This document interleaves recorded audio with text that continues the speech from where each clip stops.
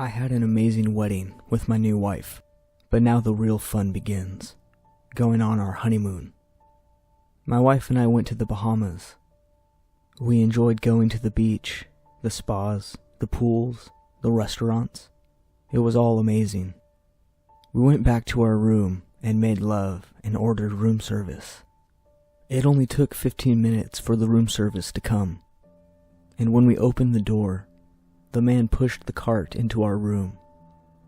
He looked at me, and then looked back at my wife, who was in bed in her robe. He kept staring at her. I even stuck out my hand full of cash to tip the man, and he kept staring at my wife. I snapped my fingers and broke his eyesight.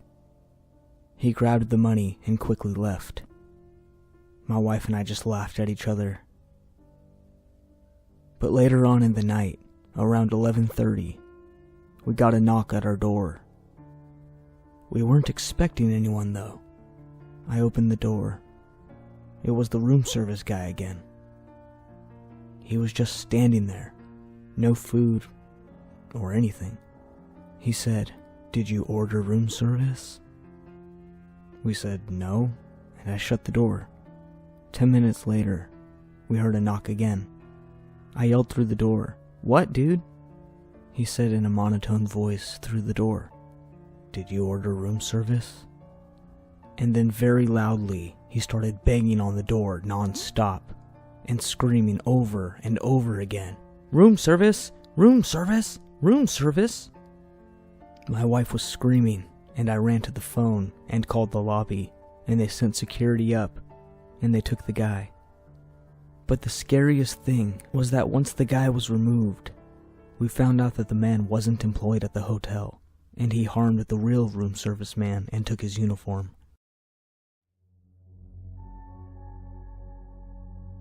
I met my wife in 2002. We dated for 6 years and got married in 2010. My wife was my best friend, and I was the luckiest guy to watch her walk down that aisle towards me. After we were married, we left for our honeymoon to Cancun, Mexico. Cancun is known for its beautiful ocean view and stunning hotels. But there were 2 very important rules for visiting. 1. Don't drink water that isn't bottle sealed. And 2. Do not go swimming in the hotel pools after 9 p.m. Cancun had this 9 p.m. rule because at night, alligators would sometimes find their way to the pools. We spent our first day at the ocean, hugging and kissing, and enjoying our new titles as husband and wife. The second day was the fun time day, where we went to the club together and danced and ate great food and drank a lot of alcohol.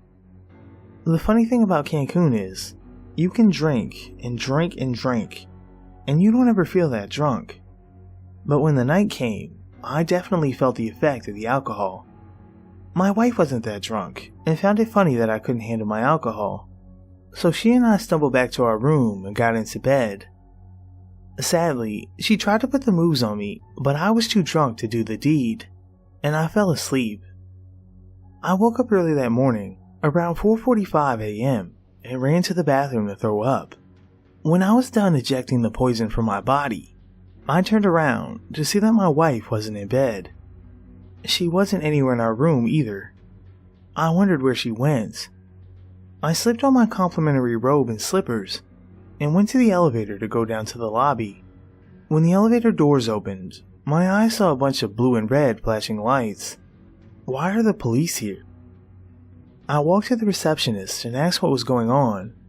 She said apparently someone went swimming in the middle of the night and was attacked by an alligator. When I heard that, my heart immediately sunk to my stomach. I ran to the pool area. The pool was blocked by bodies of policemen and coroners and hotel managers.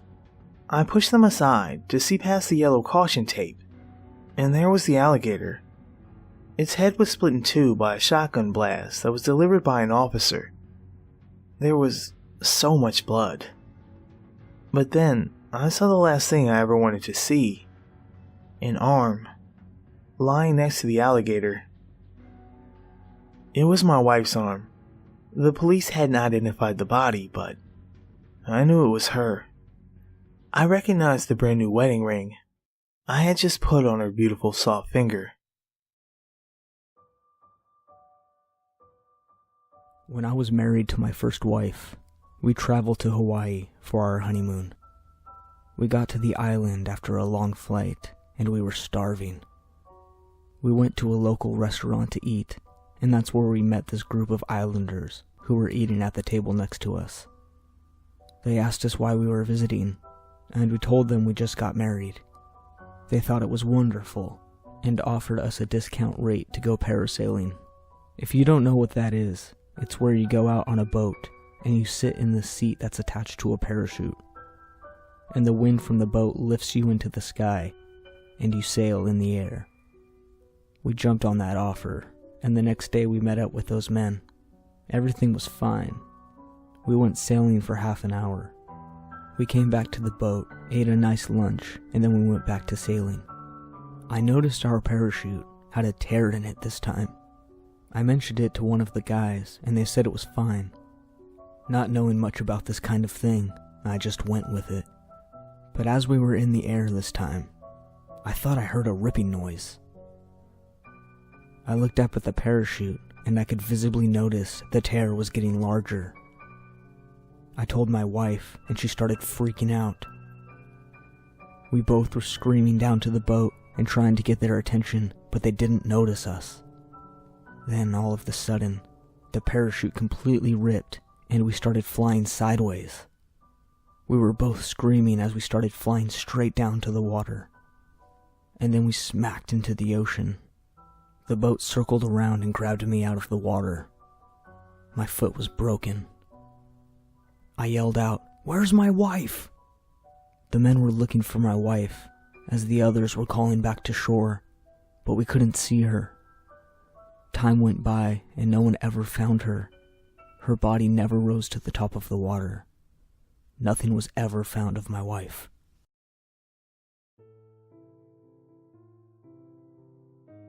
My wife and I got engaged 2 months ago. We're a little older than most, in our 50s, and both of our parents had already passed away, so there was no need for a huge ceremony.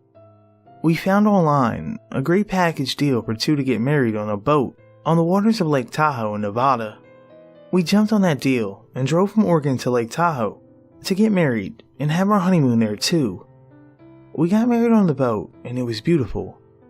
While enjoying the rest of the time on the boat, the captain sat with us for a while and told us history about the lake. He even chuckled and said there's a cool ghost story and asked if we wanted to hear it. We laughed and said sure.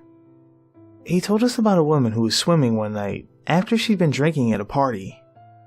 She must have swum out too far and lost her strength while trying to swim back, and unfortunately, she drowned. Apparently, late at night, you can see her across the lake. We all laughed and went, "Ooh, spooky."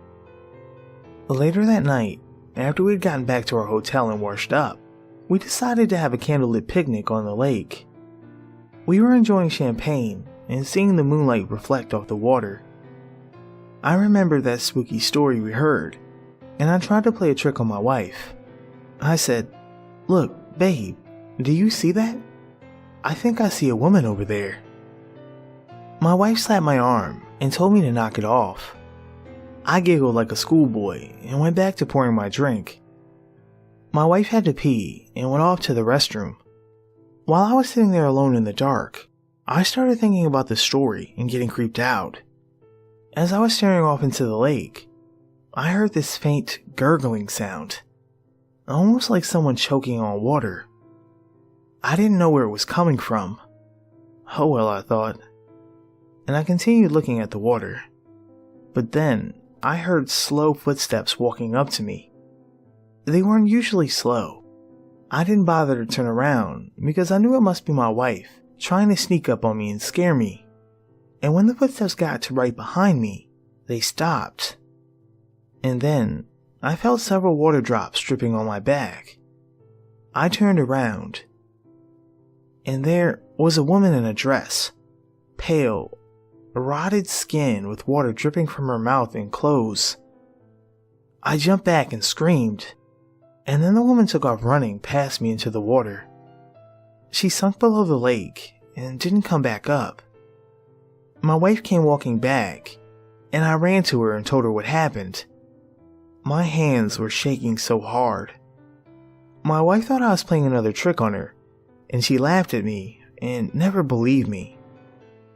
But to this day, I know what I saw.